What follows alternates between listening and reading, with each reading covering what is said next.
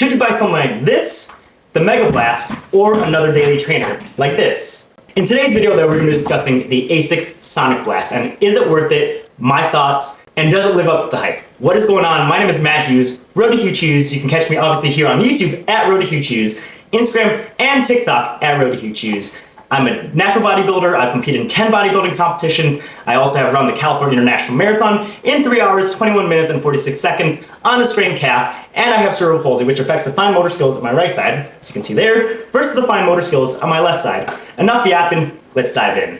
Other than these 3 shoes, I've also run in the Super Blast 2s, the Asics Metaspeed Sky Tokyos for my race day during the California International Marathon, the Saucony Endorphin Pro 4s, Hoka Clifton 9s, and the Nike Vomero Pluses. But for today's video, we're going to be talking about these 3 shoes because I did 3 miles in each shoe back to back to back. Now I did just buy both of these shoes and they came in a couple days apart from each other, so that's why I did the back to back to back. I ran 2 miles at an 8:30 pace and then 1 mile at a 6:30 pace, which to me, that's marathon pace. That's my goal. So slow and fast. For the New Balance FuelCell Rebel V5, the slower pace, the 8:30, felt amazing. The shoe is the lightest shoe out of all 3 of these shoes, coming in at 219 grams.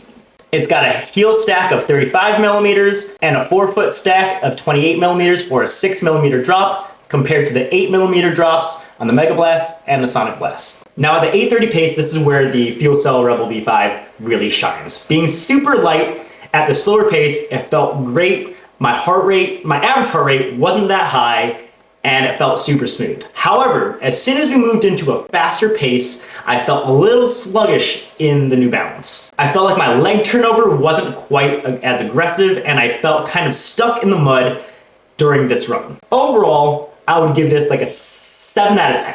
Great for daily miles, but that's about it. Nice zone 2 recovery miles.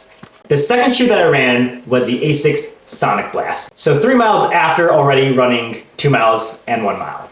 So miles 1 through 3 were in the New Balance, miles 4 through 6 were in the Sonic Blast. At this point, I was already warmed up, and do I dare say a little tired already. However, during this run at the slower pace, at the 8:30, my heart rate was still relatively low, but the shoe feels heavy. Coming in at 256 grams, we're over 30 grams heavier than the New Balance, and 30 grams heavier than the Megablast. Now I am a super fan of Asics. I'm a fan of the Super Blast 2s and the Megablast. And coming off of both those shoes, I had high hopes for the Sonic Blast. Coming in with their FF Turbo² or FF Turbo², whatever you prefer, plus the FF Blast Max and the PEBA Astroplate, I had high hopes. But coming in at the faster pace, at the 6:30, I felt like it was heavy. I felt that it was just not a great shoe. I felt like I was slapping the treadmill. Traction was great.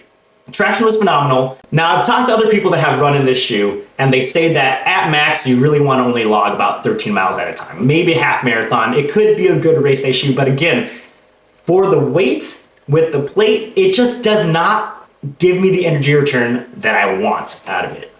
Overall, I'd have to list this like a 4 out of 10, which leads me into the Megablast. Now, the Megablast has a super shoe price tag on it. Coming in at $220, it is the most expensive shoe that I have, besides my race day shoes.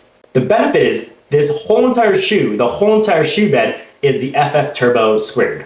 At slower mileage, at the 8:30, you get a faster turnover, you get the squishy, you get the bounce, you get the stability, but at the 6:30 pace is where you really get this shoe to shine. At the 6:30 pace, I feel like I'm in a super shoe. I don't get the plate, I don't have the fatigue in my foot that I would usually get from like a carbon plated shoe, but you get the speed and honestly the energy return that you'd expect out of a race day shoe. Do I think that this is a perfect shoe? Not quite. Where some of the issue it comes into play is at the toe box, where it's a little tight. So when I first started wearing these shoes, I started getting a little bit of blistering on top of my toes. But now that the shoe's worn in, the shoe's broken into, it feels amazing. It honestly feels like I'm putting on a race day shoe every time I step foot into this shoe. As you can see, I've logged quite a few miles on it. It's kind of beat up. However, the tread's still there.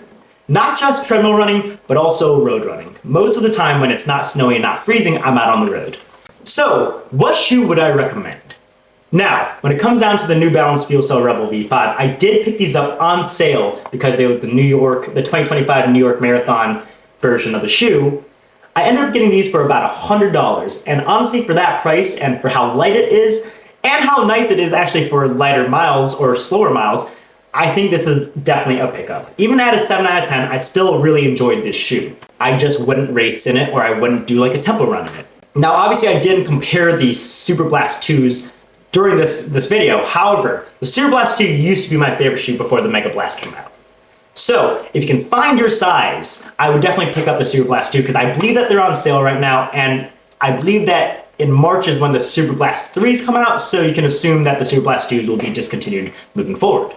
Now, the reason why you're all here, the Sonic Blast, is it worth it? And honestly, in my opinion, not really. I hate to say it. Again, I do love Asics. I am a huge Asics super nerd, super fan.